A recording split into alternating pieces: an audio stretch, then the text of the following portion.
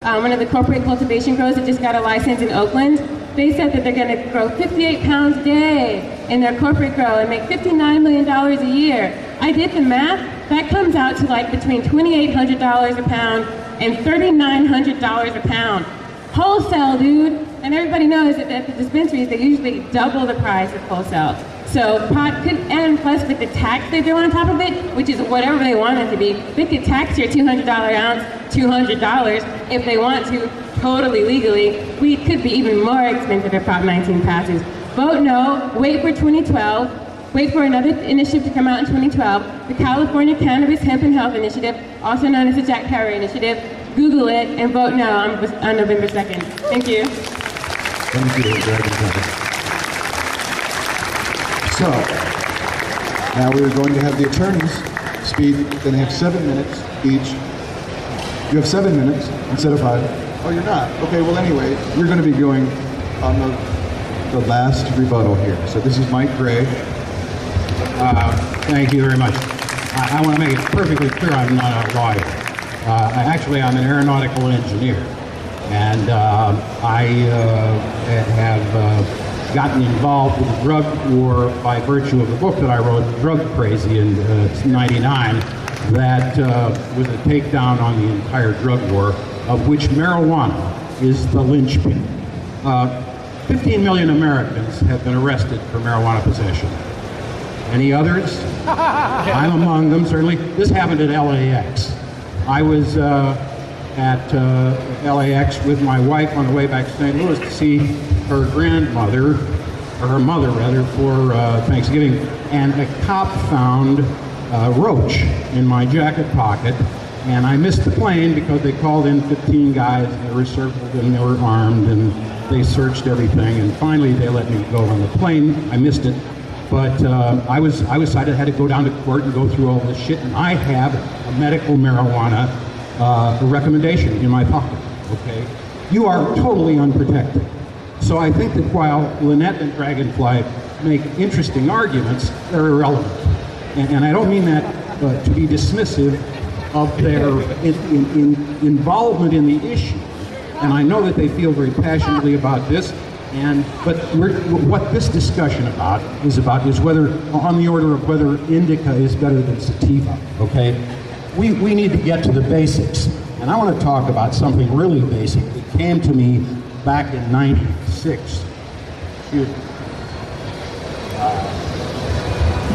I was at a conference in Baltimore when I was doing research for the book, and a gentleman named Gomez Hurtado took the stage, and he is a high court justice from Colombia, and he limped when he walked to the podium because he had shrapnel in his leg from a bomb planted by Pablo Escobar who was trying to kill him.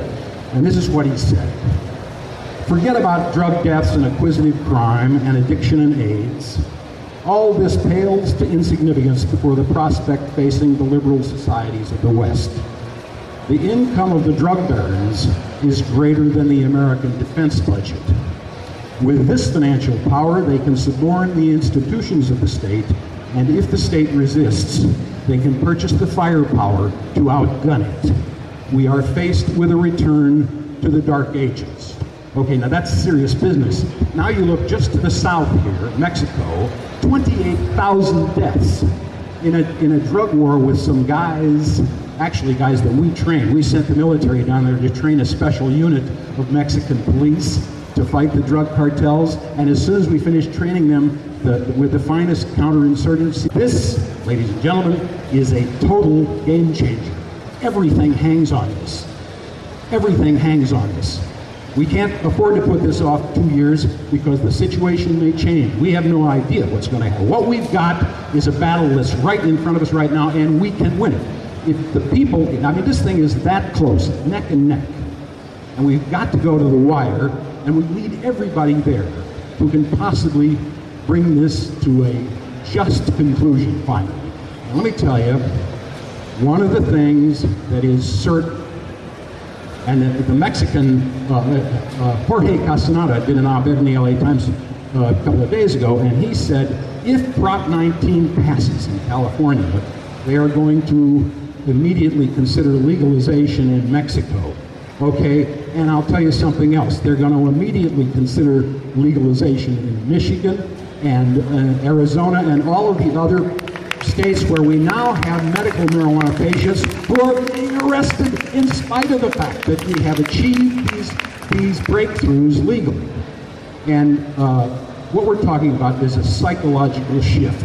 And you people have been tremendously responsible. You have achieved that. We have achieved that. We've changed the whole perception. When I wrote this book, the bottom line was marijuana is the devil weed.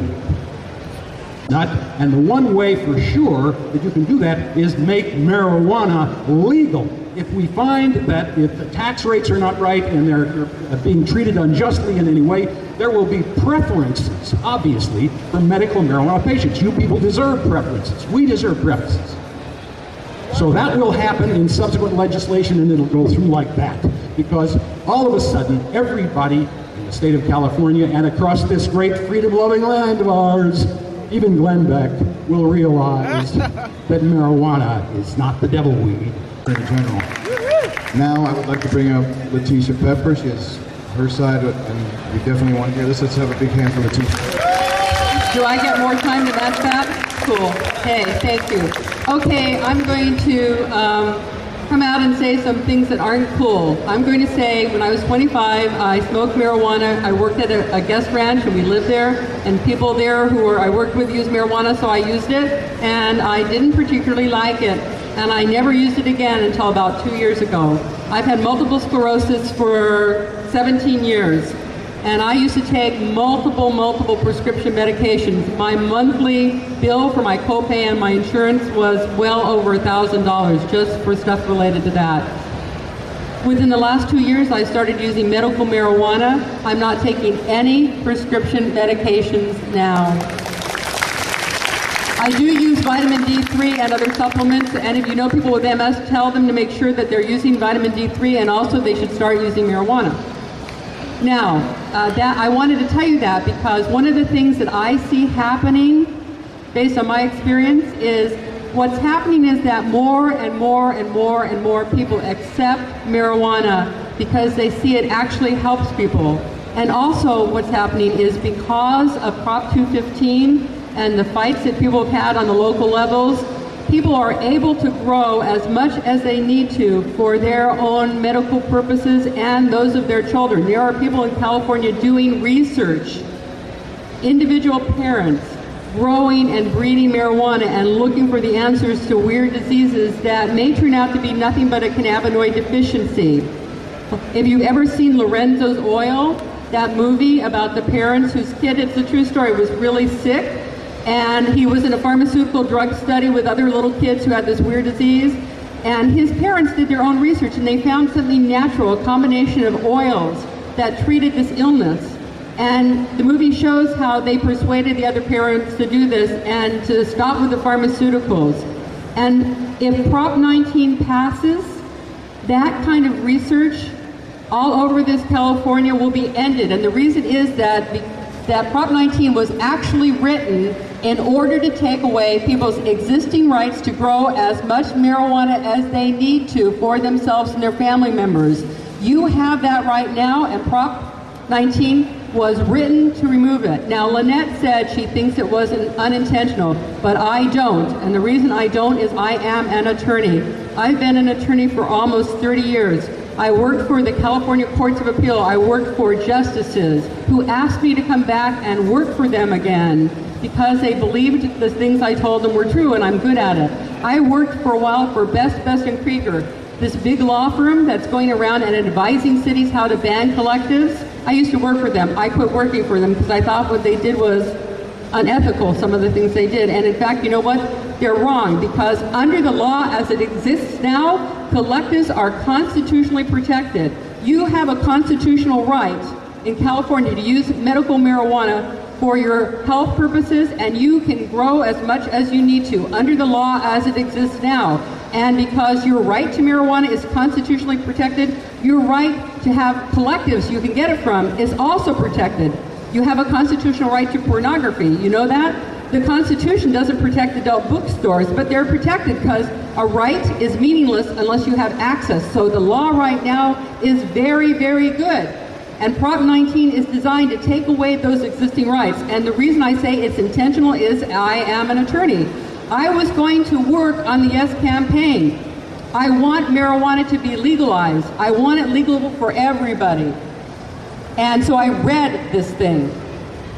And after I read it, I went, oh my God, this is horrible, horrible, horrible. And I wrote this, it's 2 pages, and it's a roadmap. And if you get a copy of Prop 19, and you take this little roadmap that we've tucked inside and read it for yourself, you will, after a while, go, oh my God, these people designed this so that if I'm sick or my kid is sick, we can still possess more and we can consume more than people recreationally. We can have more than an ounce. We can have a pound if we can afford it, because it gives us a right to possess and consume more, and it takes our right away to cultivate.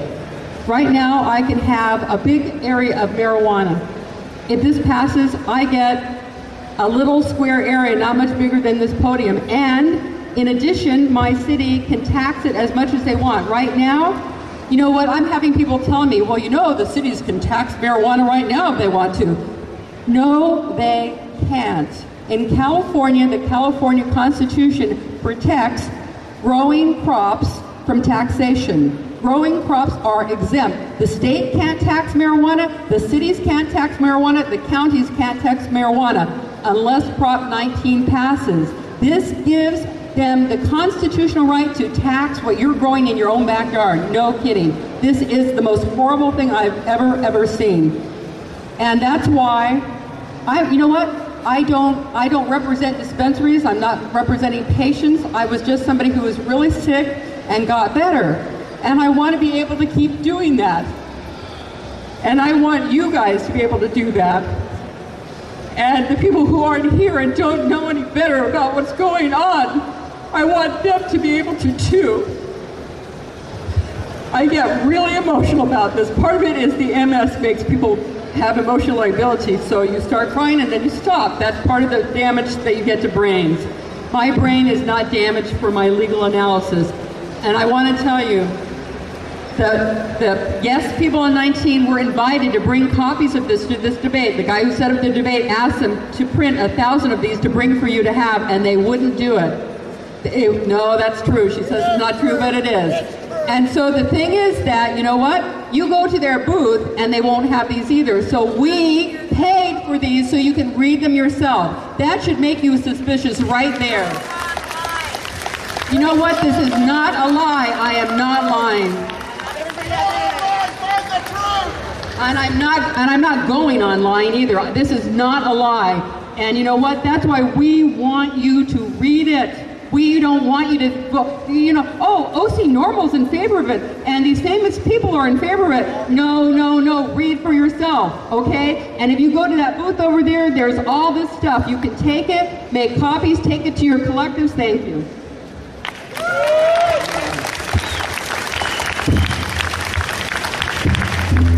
Thank you, Leticia. We're going to have a question and answer, and if anybody has anything they want to add, also.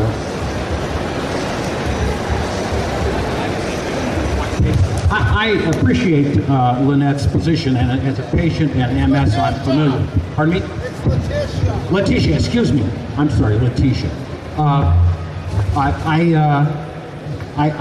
I understand her passion about this as a patient and as an advocate, but just 1 minute.